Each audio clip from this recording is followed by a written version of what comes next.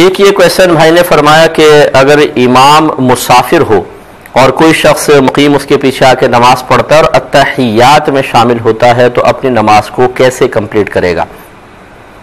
देखिए, इमाम तो 2 रकत पर सलाम फेर देता है, लेकिन अगर मुक्तदी मुकीम होते हैं उन्हें पूरी 4 ही पढ़नी होती हैं।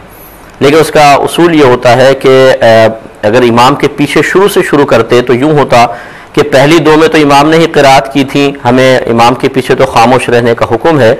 लेकिन जब अपनी इमाम के सलाम फेरने के बाद मुकीम मुक्तदी अपनी तीसरी और चौथी पढ़ने खड़ा होता है तो अगरचे इमाम सलाम फेर चुका, लेकिन शरई लिहाज से हुक्मन मुक्तदी अब भी उसके मुक्तदी हैं और इमाम के पीछे आपको पता है कि क़िराअत नहीं की जाती है। फ़िक़्ह हनफ़ी का उसूल यही है।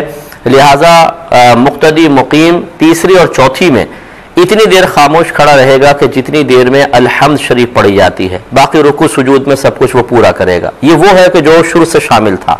अब कोई बाद में आया और आखिरी अत्तहियात में शामिल हुआ है तो यकीनी सी बात है जब अपनी पढ़ने खड़ा होगा तो पहले अपनी जो पहली और दूसरी है वो पढ़ेगा, फिर तीसरी और चौथी की बारी आएगी।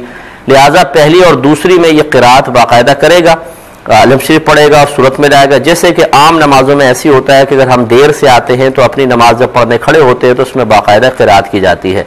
फिर तीसरी और चौथी में सिर्फ अलहम शरीफ दोनों रकतों में पढ़ेगा, उसके साथ सूरत वगैरह नहीं मिलाएगा। गोया कि 4 ही पढ़नी है और चारों में क़िराअत होगी।